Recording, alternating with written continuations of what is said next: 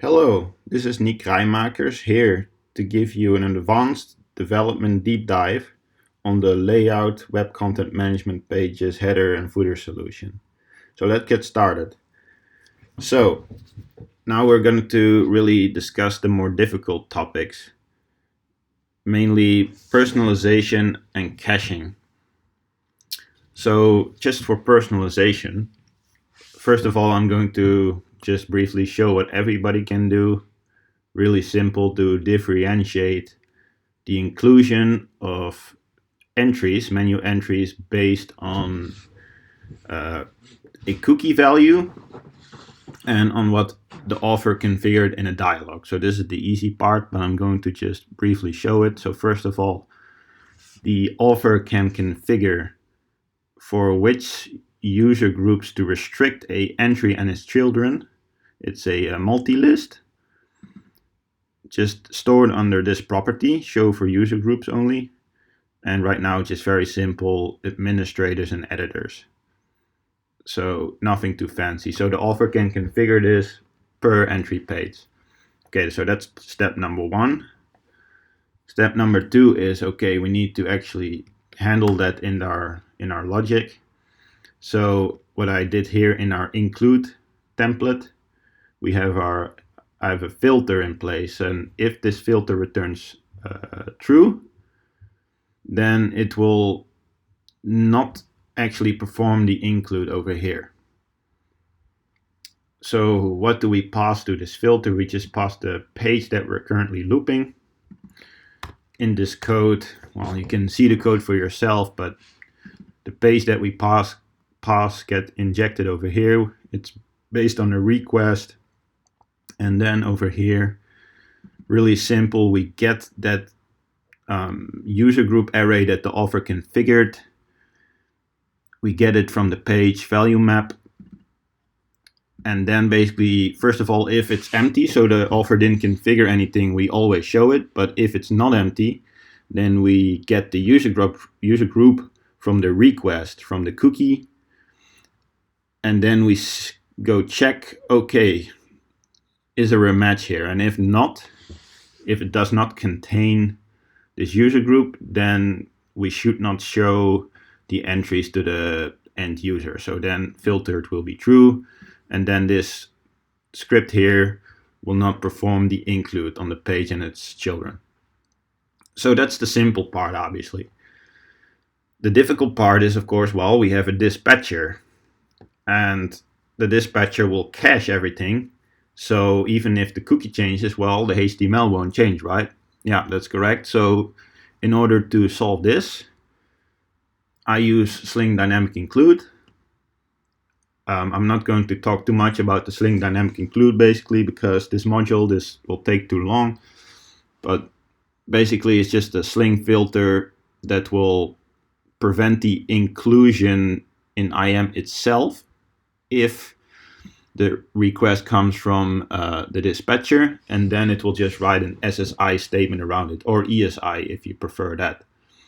So that's what we're doing here. And apart from that, you can also narrow it down to a content path and also to resource types, which I did. I said, okay, I only want to do this for the header page resource type under this content path. And again, only if we're on the dispatcher. And then on the inclusion, we will add the no cache selector to bust the cache.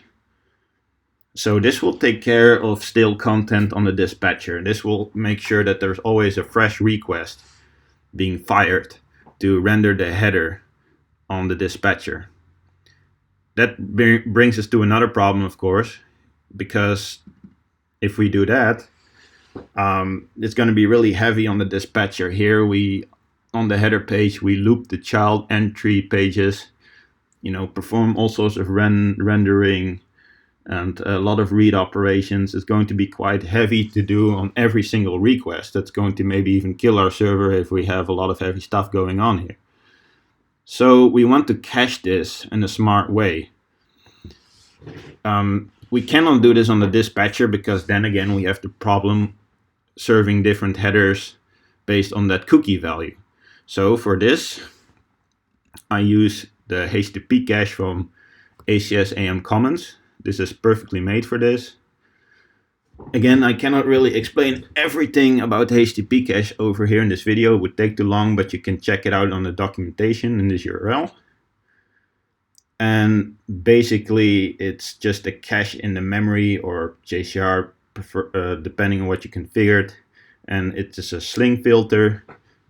And based on rules, it will intercept the include or the request and then cache it. And the next time you request it, it will be served from the cache. And the powerful thing is that you can define the rules on how the keys are generated, and we will use that to our advantage to create a separate key for each cookie value. So once we've done that, we are finished. So I will show you how it's done. Let's see, first of all, the basic config, the factory config of the HTTP cache. We do it on request because it's an SSI request. These are the URI patterns. You could also just make it a, pick everything. This is regex. Invalidation oak path, not really important for our case. But yeah, this is the basics. But of course, if we just use this only, then we get again the problem of we have stale content because we again cache everything without really separating based on the cookie key. So for that, or a cookie value, sorry. So for that, we have created our extension, header page cache extension, which I will show in a bit. I will show the OSGI config first. So what do we do here? Basically, allowed cookie keys tells the config, okay, we can separate keys based on this cookie key. So for each different value of the cookie with the key user group, we will create different cache entries. Empty cookie key set allowed, in our case true. That means that for anonymous, we also want to cache it, because for anonymous, there won't be any user group. But we still want to cache it. We still want to create it. Config name, this is used for the bindings. Header keys, we will only actually do all this caching if we are on the dispatcher. We don't want to do this on the publisher itself because then it's going to slow us down with testing. But you could also leave this out. So it will also be cached on the publisher. It's up to you. Resource types, here we narrow down the caching on these resource types just for safety. I will narrow it down on the header page and the footer page. And resource path patterns is quite important. Here we make sure that it will be under these paths, under the content layout WCM headers and footers, and it should be JCR content on the first level here. It's all just extra safety so we don't cache the wrong stuff. Selectors, content, and extensions, HTML. Again, you can tweak this to your liking. You can maybe leave out resource path patterns if you like. So I will show you the actual class header page cache extension. So this hooks into the API of the HTTP cache from ACS Commons. And basically, first it will check and accept, well, can we cache this request? So it will go through the request with all the info that we configured. And if it matches, then we return true. And then, if it matches, then we will, after the response is captured, we will build a key to show different content. And in our case, well, what we did is I create basically some sort of value map builder based on the request cookies and request headers. And that will create a unique value map. And based on that, we create a cache key, which is from HTTP HTTP cache. And this is a bit tricky, but again, you will need to study the HTTP cache APIs a little bit. There's no way around it, but trust me, it will pay off.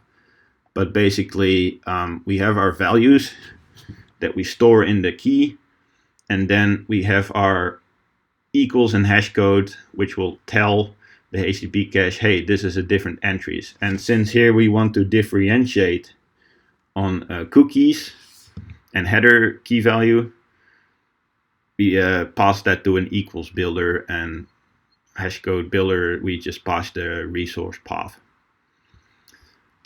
So having done all this,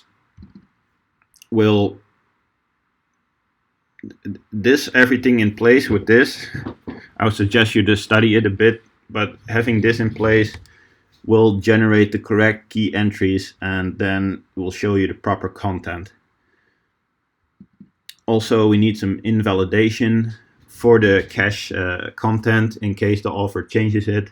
I've wrote a script here, you can check it out. I'm not going to go too much in here into detail, but you can check it out as well. And then as last thing I want to show you is just very simple. I wrote here a drop down in the header page view.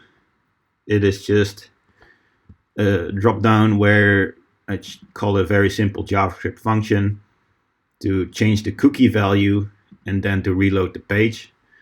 So then you can actually check that it shows you properly different headers based on the cookie value. Of course, in a normal situation, this would be done by a login, but here this is just to demonstrate that it works. So I hope I gave you a good deep dive on this topic. If you have any questions, you can contact me personally always. And the next video will be basically the author demo, or what comes out basically on IM, showing you how to create the header and footer pages and to demonstrate to you how everything works in the end. Thank you very much.